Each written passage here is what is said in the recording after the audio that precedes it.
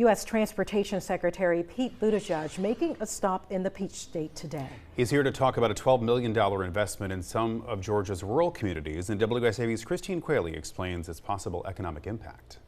Savannah is home to one of the largest ports in the United States, meaning transportation in and around the area is critical. Today, U.S. Secretary of Transportation Pete Buttigieg was in nearby Millen, Georgia, to announce a project that will make it easier for rural areas to access the hostess city.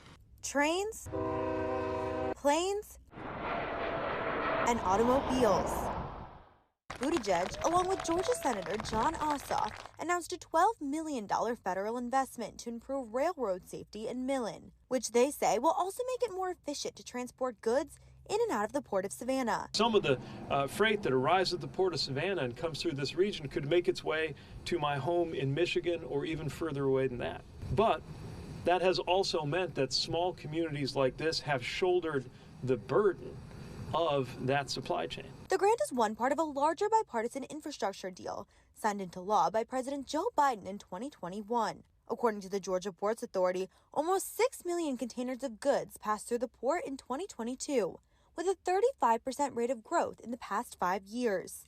And with those millions of containers flowing in and out of the port every year, state and federal officials say it's important to ensure infrastructure can keep up with demand. Whether we're talking about the port, the roads and highways to back it up, the railway upgrades we're doing, or anything else that we're focused on, part of why we push so hard for this infrastructure funding is to propel the growth of a region like the area around Savannah, to make sure that growth continues and to make sure there's the infrastructure to keep that growth going smoothly. Ossoff and Buttigieg stressed that the bipartisan infrastructure law isn't just about this one project, telling me other transportation initiatives in our area are underway, like a possible Atlanta to Savannah train system. That's why we're funding projects across the country, and that Atlanta to Savannah piece is one of the ones that made it into our corridor identification program because we see how much potential there is here. As the city of Savannah continues to see steady growth, and with plans recently announced to expand the Port of Savannah, infrastructure projects like this one are just the beginning.